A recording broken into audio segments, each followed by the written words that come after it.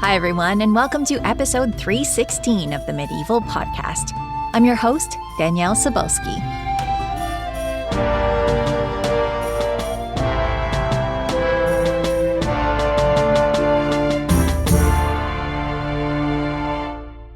Since time immemorial, people have looked up to the sky and found solace in the idea that we're watched over by the same moon that watched over our ancestors. In the last century, we've witnessed people actually set foot on the moon and seen even the dark side in high-res images. And yet, the moon still evokes a sense of romance and mystery, just as it did in the Middle Ages. This week, I spoke with Dr. Ayoush Lazikani about the medieval moon. Ayoush is a lecturer at Oxford University and the author of Cultivating the Heart and Emotion in Christian and Islamic Contemplative Texts, 1100 to 1250. As well as being an associate editor of the Palgrave Encyclopedia of Medieval Women's Writing in the Global Middle Ages. Her new book is The Medieval Moon, A History of Haunting and Blessing. Our conversation on what and who medieval people believed the moon to be is coming up right after this.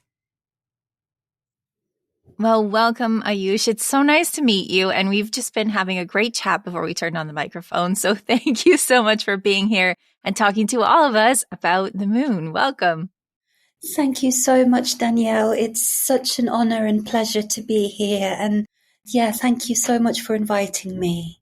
Well, the pleasure is all mine because this is a beautiful book, and I really enjoyed it, and I can't wait for people to learn more about the moon. So, as you know from studying the moon, people have all sorts of different perspectives on it. So what made you decide that you wanted to take a global view of it, considering it's already a complex topic? What made you decide to take on the world when you were studying the moon? Yeah, so my research before working on this book looked at Christian and Islamic medieval texts in dialogue. And as I was doing that, I kept coming across the moon, and it was so central to both bodies of literature, both the Christian and the Islamic. I worked particularly on Christian contemplative and Islamic contemplative work. And I thought it would be so interesting to do a comparative study of the moon across those particular cultures. And then the more I read, the more I realized the moon was so central to so many medieval literatures and cultures, like Chinese and Japanese and Korean literature, really central. It comes up so much in Italian literature, in French literature.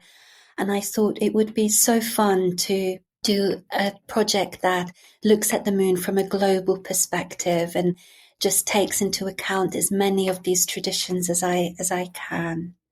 Well, and we've brought them all together in one book, one podcast today. So one thing that I wanted to ask you to tell us a little bit more about is the way that you look at these things, because I think you described it very beautifully. People talk about a bird's eye view, and you really talk about an avian perspective. And the way you describe how a bird might see things is absolutely beautiful. Can you tell us a little bit about what you mean by an avian perspective? Absolutely. Again, going back to my previous work on Christian and Islamic literature, particularly contemplative or mystical literature, the bird as a symbol for the soul is really prevalent in a lot of that literature. And so I explored that a bit, and then I thought it's actually also quite an interesting way of thinking about comparative study, like a bird's flight. The bird is so central to these texts, and in reading them comparatively, we become a bit like birds and fly from one region to the other and explore these different regions while being sensitive to their similarities as well as their differences. So that's really where the idea of an avian perspective for comparative study came from. And I thought it would be relevant for any kind of comparative work that seeks to take different cultures into one reading.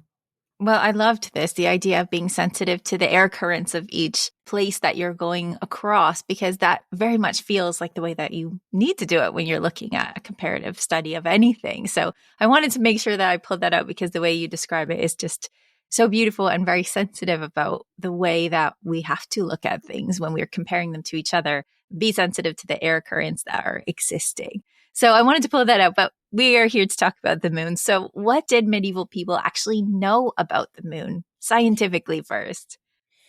Well, a lot of different medieval people, for example, in Christian, European and Islamic regions across Asia, Africa and Europe, actually believed the moon was a planet and that it was the closest planet to the Earth, differently from other planets like Jupiter that are further away. They saw the moon as being the closest planet to the Earth. And scientifically, they believed the moon to be moist and phlegmatic. Those were the qualities they particularly associated with the moon. But that idea of the moon as a planet was particularly important. And medieval people clearly had a lot of ideas about how the moon impacted Earth. So the fact that it impacts the tides, that was very prevalent in medieval thinking. There were other ideas about the moon that it, for example, affects the growth of trees. There was the idea that it affected aquatic creatures and all creatures really.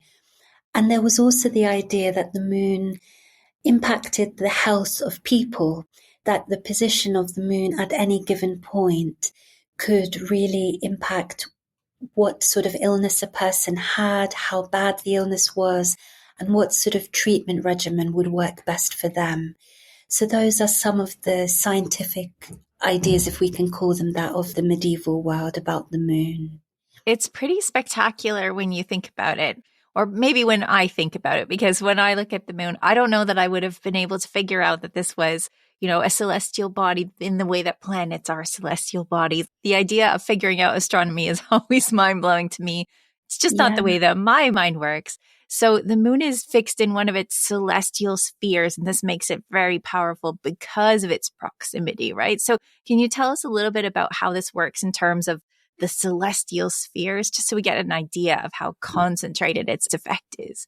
Yes, so we've got Earth, which was believed to be at the center, but was believed to be round. People often mistakenly believe medieval people thought the Earth was flat, but actually a lot of people were aware of its spherical shape. And then there were concentric circles or spheres beyond the Earth. So we have Earth, then we have the Moon, Mercury, Venus, the Sun, Mars, Jupiter, and Saturn, which were known as the 7 planets. And beyond that were what we call the fixed stars. And so that was the order. So Moon, then Mercury, Venus, the Sun, Mars, Jupiter, and Saturn, with the Earth at the center. So because it's so close, and we're thinking about these they're almost like crystal spheres, I think, in some people's thinking about it at the time, it creates almost this magnifying effect no matter where the planets are, right? If the moon is wherever the moon's position is, it has an increased or decreased effect with this sort of magnifying quality, which I think is fascinating. In a lot of Middle English moon books or texts that talk about the moon's position and the impact that this has on various human activities, one of them actually says that the moon is the closest to human nature and has the most intense kinship with humanity. So really, the moon was seen to have a profound impact on medieval people, for sure. Well, and the last thing I think is worth mentioning when we're talking about science and the moon is that people had actually figured out how eclipses work, right? This is incredible because, there are things that you have an idea that people must have known about, but to see them written down, and you have the quotes in this book, they understand how eclipses work in terms of where the sun and moon are positioned, right? They really did. Yeah, they had very detailed understanding of both solar and lunar eclipses.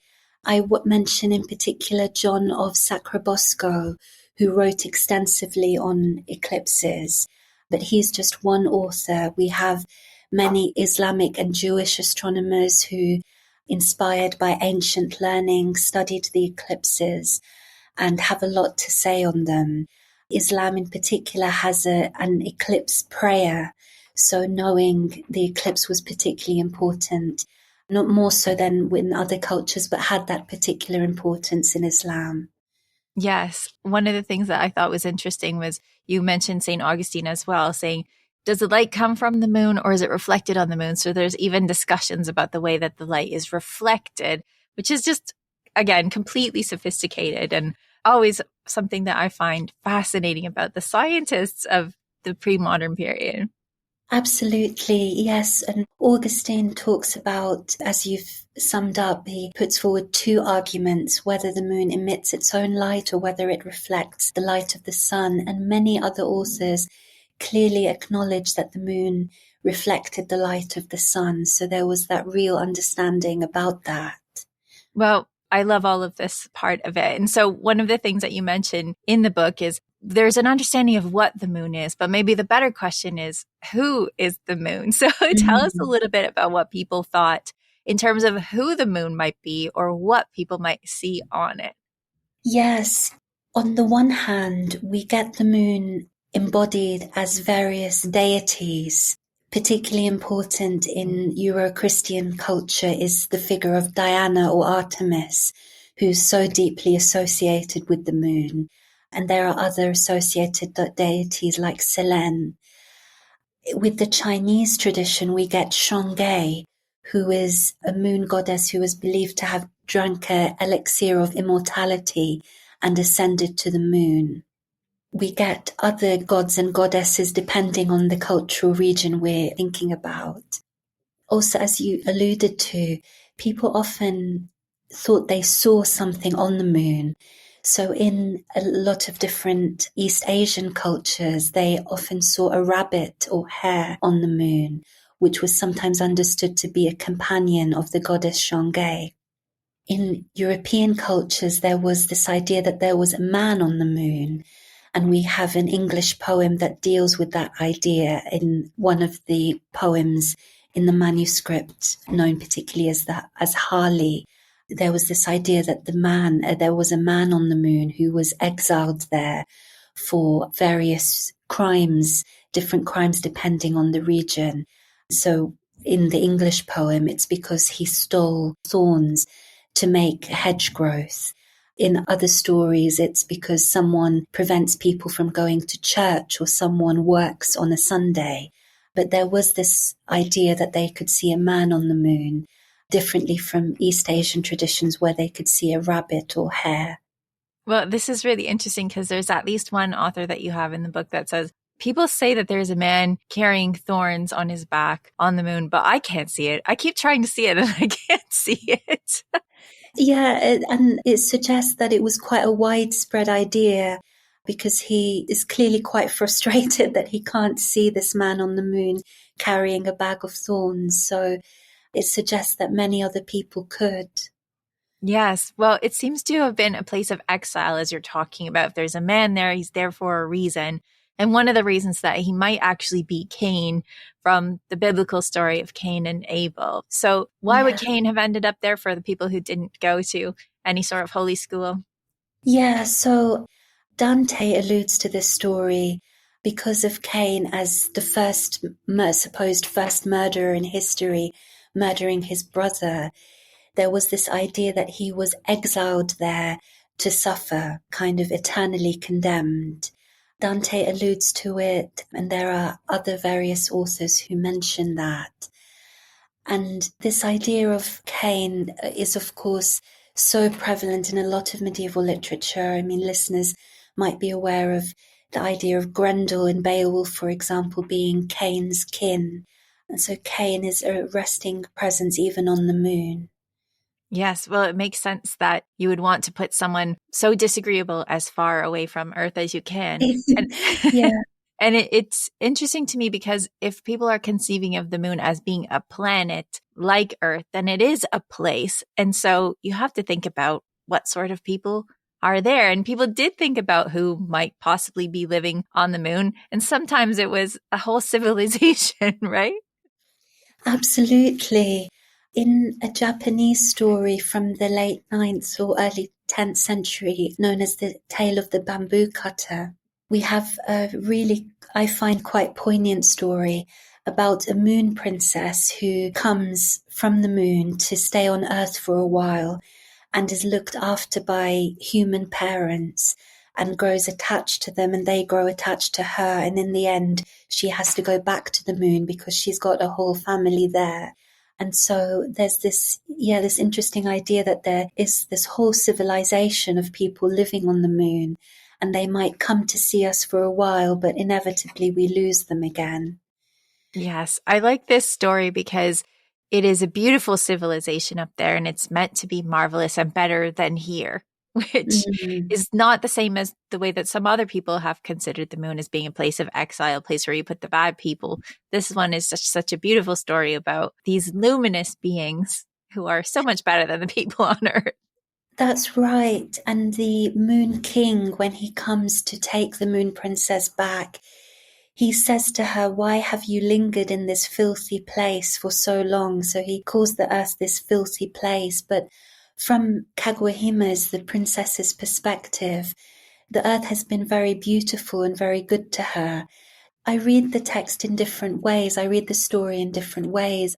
A part of me thinks that it's almost about even how disappointing the world can be, how there's still a lot of joy and beauty to be found, because despite the moon being so much better in this story, Kaguya-hime still wants to stay on the earth because of the bonds she's formed with the people there. Yes, that is a good story. I like reading it that way. I think it Yeah. would be very tempting to have the end of the story be, wow, Earth is terrible. The moon is so much better. But the way that you read it, where it's still a place of beauty and joy, I think Yeah. is probably a way that you are meant to be reading it, maybe at the same time. Maybe, yes, they are the coexistence of the good with the bad. Well, you mentioned a moon king in this story, and there's actually a moon king in other cultures as well. Tell us about this other moon king.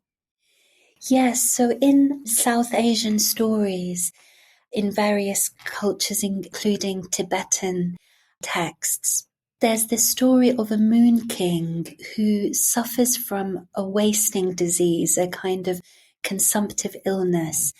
And this is because he neglects his marital and lunar duties by focusing on just one particular star.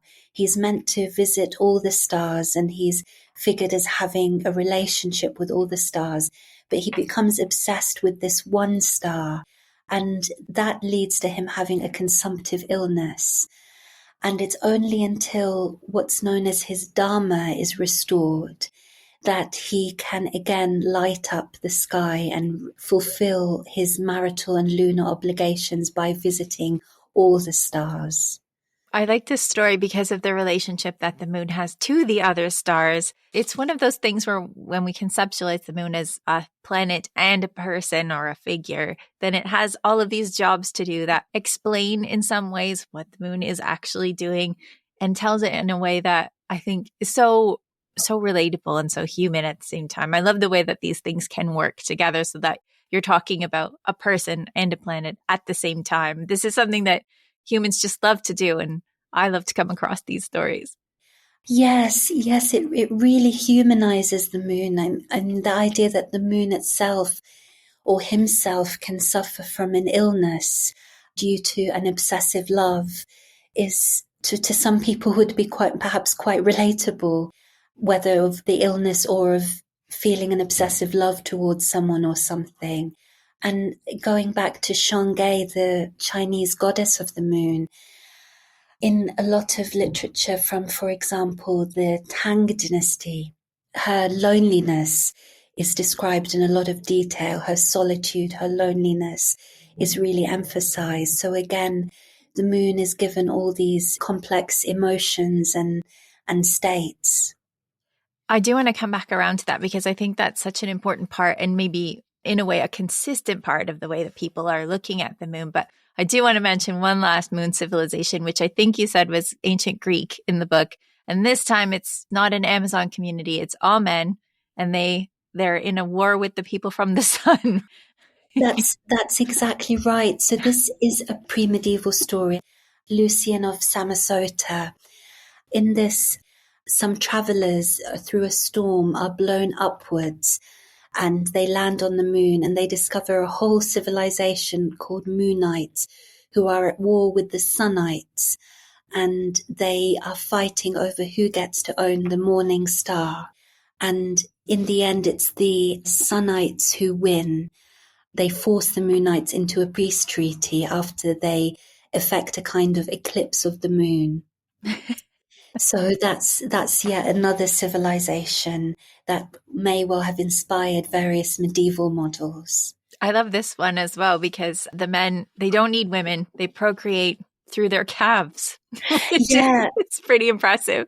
Yeah, extraordinary detail. I mean, this text, True Story by Lucine of Samosata, it's so interested with ideas of truth, but also of gender performance and gender roles. Yeah. So for people who are interested in moon civilization, there's a lot of places to go when you're looking into this. Absolutely. Yeah. Lots of different stories and cultures associated with the moon. Well, I wanted to come back around to what we were talking about just a second ago, which was that idea of loneliness. And it's almost consistent in the way that people will have thoughts of loneliness or sadness or something at night. And there's this idea of discussing this with the moon or telling the moon your problem. So where did you find this when you were looking at the way people have talked about the moon? A key example would be Troilus in Chaucer's poem Troilus and Cressade, because he actually speaks to the moon all of his sorrows. He tells the moon all of his pain about not being with Cressade. So there the moon is a kind of companion. And we see that also in the life of a 13th century Japanese nun, a Butsu, who on a journey, the moon is kind of her companion on that journey, and she speaks to the moon, she speaks of the moon, she cites various poems about the moon. And we also have medieval Chinese poetry that talks about the moon as a kind of companion or a drinking friend, a drinking buddy. There's a sense in which the moon, in the loneliness which might be felt during night, the moon offers a kind of companionship and solace. Yes, I like this idea because I think that what it may be speaking to is that at night, there aren't a lot of people walking around. It can often just be you. And the only other thing that is so relatable, that's not dark for one thing, is the moon. And so I think that people connect to it a lot in this idea of their solitude and their loneliness. And this is definitely something that you saw as a thread. Definitely. As I mentioned, Shangai herself, the Chinese goddess, was the idea that she suffered from loneliness or solitude is explored. We've also got the idea of the man on the moon in that English poem being entirely on his own and suffering. So the moon can be both a place that offers companionship and yet also a place of kind of harsh exile and loneliness. In the tale of the bamboo cutter, Kagohime also understandably keeps looking to the moon because that's where she comes from. But it happens in particular in a way that suggests she is feeling a terrible loneliness and a terrible concern at having to be separated from her adoptive human parents. Yes, she knows she's going to have to leave. It's interesting in that particular story that's spelled out because you would think that she was looking at the moon and wanting to go back. But in her case, it's because she doesn't want to go back. And there is a reminder all the time in front of her. Exactly, yes. She develops a genuine attachment to her parents, her adoptive human parents, as opposed to her parents on the moon. Yet you'd think again, like with the Moon King calling the earth a filthy place, you think she would want to rush back to the moon, but that's not the case at all. All right, so you had mentioned Troilus a moment ago, and there is definitely a connection between the moon and love. And some people love having the moon around when they're on their midnight tryst, and some people don't. It is always something that I've come across in chivalric literature as like, you want to go on a moonless night because the moon might reveal what you're doing, right? How does the moon connect to love in your work? Yes, so the moon, I discovered, was really central to different kinds of love. In the case of that, the Welsh poet Dafydd ap Gwilym, he expresses this idea that, as you've just mentioned, a moonless night is preferable because the moon is so revealing. So he wants to go see his lover, but the moon is kind of showing them up. And he says at one point, the moon is as revealing as the sun in frustration. But in other texts, we find the moon is much more really a friend to love. So in the Persian epic Layla and Majnun, for example, we get this repeated trope of the loved one being as beautiful as the moon. Both Majnun and Layla, two doomed lovers, are always described as being as beautiful as the moon. And the moon really punctuates their whole narrative. It describes how time moves in their love story. It also describes them as they change. So Layla is, when she's happy because of her love for Majnun, she is described as a full moon. But when she loses him, she becomes like a crescent moon in her despair.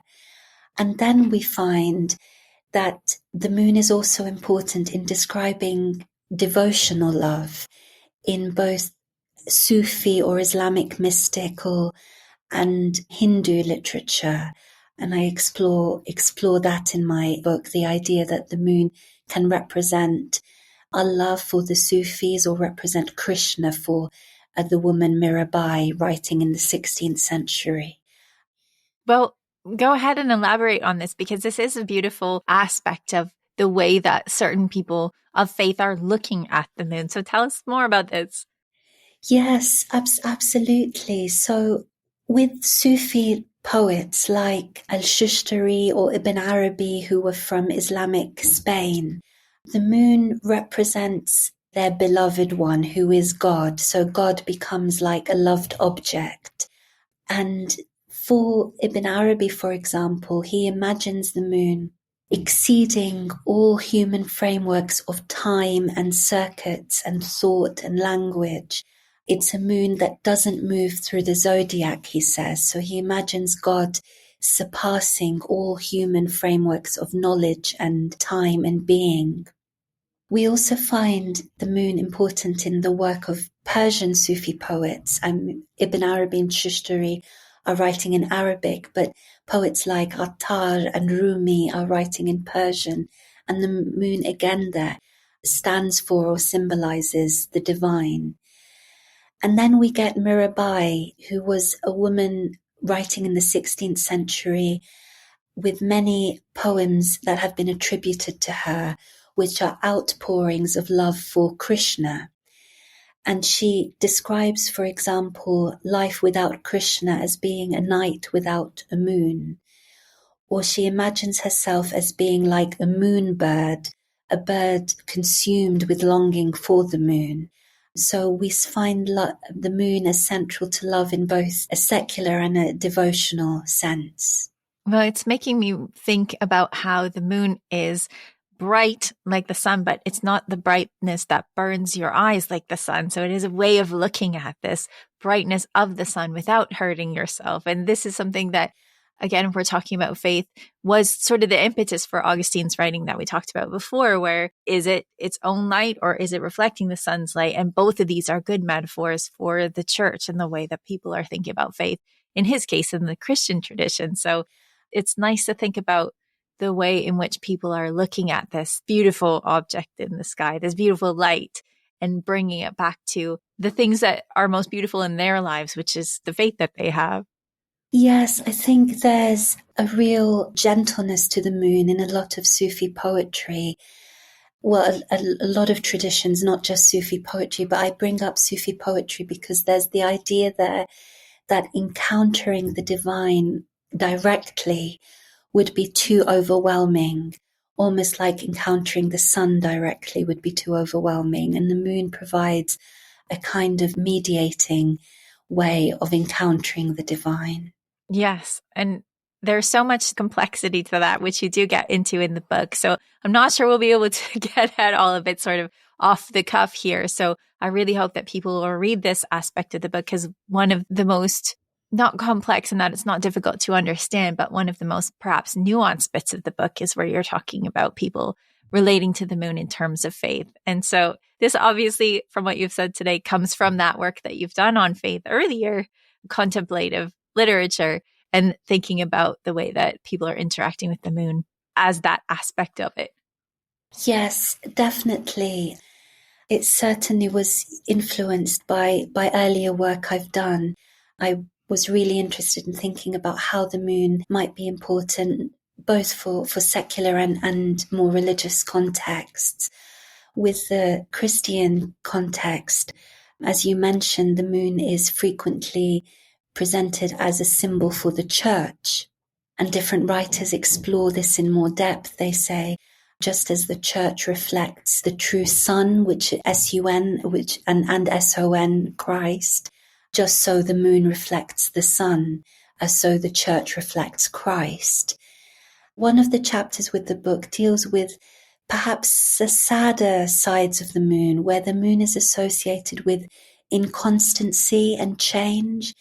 And we see this in a devotional dream vision, the English Pearl, where, as scholars generally believe, a father is grieving his dead infant daughter. And there's this constant emphasis on a sublunary world, a world beneath the moon that is subject to painful change in a way that life beyond is not. So the moon is invoked in both positive and negative ways in religious context, for sure, to put it simply, yeah. Well, I was going to head in this direction as well, because this is one of the things that sort of stands out as well when we're looking at the moon is its inconstancy, its trickery, the way that people can't trust it. And the thing that always sticks out to me was reading Romeo and Juliet, even as a teenager, and having Romeo is about to swear by the moon, and she says, swear not, Juliet says, swear not by the moon, the inconstant moon. It's like, I can't remember the entire line, but like it changes daily, and you can't swear by the moon. And you found this as well in Chaucer. Don't swear by the moon, because that is a bad idea. The moon does not stay the same the way love is supposed to. Absolutely. And yeah, thank you for making that parallel, because I couldn't cover Shakespeare as much as I would have wanted to in the book, because I kind of wanted to focus on less well-known authors. But I think readers may well see a lot of connections between the material in this book and Shakespeare. Yeah, we find in Troilus and Cresside, for example, Cresside swearing by the moon, and that is a very problematic foreshadowing of how she will leave Troilus. We have the moon in Chaucer's Franklin's Tale and the Legend of Good Women, where again it's associated with illusion and inconstancy. We have it as well in Robert Henryson's Animal Fables, where a fox tricks a wolf by a reflection of the moon. And we see that in another animal fable or series of fables, Kalila wa Dimna, where a rabbit tricks the elephant, again through a reflection of the moon.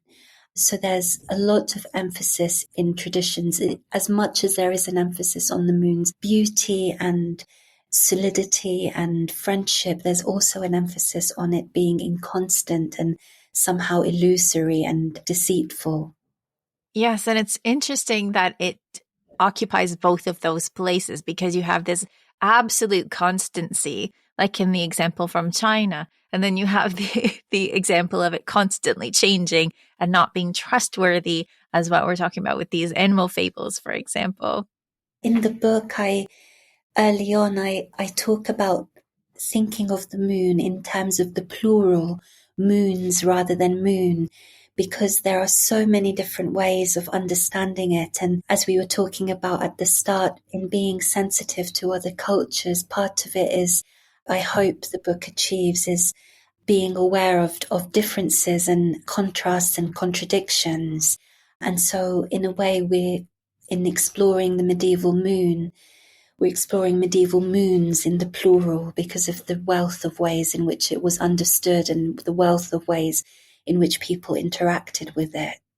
Yes. While we're talking about, I was going to say the dark side of the moon, not the album, but we're talking about the dark aspects of the moon. We definitely need to dive into the idea of the lunatic, because this is something that comes out of the Middle Ages, something that is still a word that we use today. So can you tell us a little bit about that association between the moon and maybe mental illness, or the way that people are expressing behavior that is seen to be not in the norm? Yes, so very early on, really from pre-medieval times, but definitely in medieval times, there is the link made between the moon and various kinds of mental illness. In medieval English texts, we even have a phrase, passion lunatique, or lunatic passion, described as people's moods and emotional and psychological states being impacted by the moon. And there was also the idea, separate but connected to this, that the moon was linked to epilepsy as well. So we have this abiding association both with mental illness and with epilepsy. And I mentioned a few different texts that foreground this idea of people's psychological state varying with the moon. And people were also interested in different cures. So there were various precious gems that were suggested, or various kinds of immersion in water, or magnets, or other kind of treatments for people who were believed to suffer from this lunatic passion, or this link between the moon and kinds of mental illness. Today, when we think about this idea of a moon being connected with abnormal behavior in people who may not have abnormal behavior the rest of the time, we're always thinking in the context of a full moon, right? There's the full moon. People are going to start howling, or there's going to be werewolves and things like that. Did you find in your work that this idea of that lunatic passion, again, in air quotes as we're using, has to do with the full moon always, or is it different phases? I think it's more to do with different phases of the moon. Different phases of the moon have different impacts, both on mental health and on physical health. And the different phases, and also the moon's different position. So many of the English moon books that I mentioned earlier are interested in this idea of the moon's position at various points in the zodiac as influencing someone's physical or mental health. Well, this is where I wanted to go, sort of as we are getting to the end of our time, is thinking about the way that the moon has such an influence on people and their behavior and their thinking, and even things like luck. And I think we often associate that with zodiac, as you're saying, but it also has to do with every day of the moon has some sort of influence on humans. And so to figure this out, people started writing it down. So what kind of stuff do people write down in these moon books in order to help keep people safe from the influence of the moon, or to use the moon's influence to their best advantage? Yes, so a big aspect, as we've discussed, is health. So people writing down the position of the moon and how that might affect both the kind of illness someone might get and the prognosis of that illness, and also when it's a good time to undertake bloodletting as a treatment. But we also get people writing down the position of the moon and the phases of the moon for understanding whether or not it's good to go on a journey. Even for people suffering imprisonment, there was the idea that if you were imprisoned when the moon was in a certain position, it affected when you would be freed or whether you would be freed. And also, I should have mentioned, there's emphasis on people's various activities. So building a house, whether or not to buy new clothes, all of that was linked to the moon's position and phases.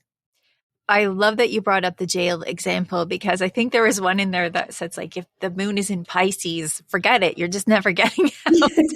Could you imagine somebody says that to you? You're like, well, I guess that's it. Yeah, it's not a cheering thing to tell someone.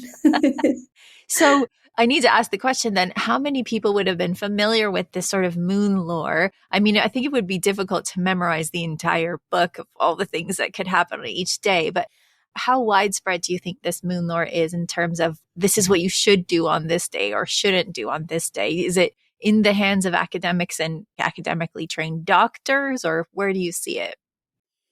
Yes, I think often they would be highly educated academic doctors and clergy. At least the texts, as insofar as we can judge from the texts themselves, they seem to have been people who would have had the privilege of extensive education. Whether or not people passed on this knowledge through word of mouth, I'm speculating, but it's very possible that this sort of moon law did transmit into different walks of life just by people sharing that knowledge. But that's really just speculation. In terms of what we know about the texts themselves, yeah, it would have been confined to quite a small segment of the population. Well, it's relatable in that I think there are still people that if they're going to go on a big voyage or undertake some business, they do go and see a psychic, for example. That Yeah. might be, or an astrologer or a tarot reader, because that's sort of the closest analogy that we have to this moon lore. Where is the zodiac going to be on this day? Is this a good day to undertake it? And so it's something relatable. I think people are still doing this or checking their horoscopes to see what's going on because, when these are big cosmic events, you want to feel, I think, like you have a little bit of control over your life. Absolutely. And I think that's a way in which we can really relate to medieval people, that sense of wanting to control things that might be out of our control, but that desire to want to be able to take our futures into our own hands. It's perhaps very relatable. It is, at least for me, I find it very relatable. Yes. And you have several of these excerpts from moon books at the back of your book so people can go and find out on which phase of the moon they should be doing things. Was there anything in there that surprised you as in, this is a thing that I didn't think that the moon would have any control over, but there it is. The moon has control over this. Did you find anything that really surprised you? Yes, there were examples of the moon influencing the temperament of people, which I found quite surprising. So, for example, if the moon is at a certain position, then someone born on that day, one of the moon books says he will be a brawler, assuming the baby is male. That really surprised me, that it could influence the temperament of people. And there's, for example, Mandeville as well. He talks about how people under the influence of the moon are given to much movement and activity because the moon goes through its circuit so quickly. So that surprised me as well. So there we go. If you get arrested, you can say, it's because of my moon sign. I was born under this moon. Exactly. I can't help it. This is my destiny. So having looked at the moon from all of these different perspectives, from an avian perspective, which I love and I'm going to keep in the way that I look at things from now on, what do you think, or what do you want to tell people about when they spot the moon in medieval texts from around the world? What would you like them to think about or consider? Yeah, that's such an interesting question. Well, all your questions have been so interesting. But Thank you. I would say keep an open mind as to what the moon might represent in medieval texts, because there's such a range of potential ideas. So I would say to keep in mind that idea of the plural moons, and to search out different texts and what the moon meant to different cultures depending on your interest. But that the moon, I think, could instigate a range of different thoughts and feelings for medieval people as today.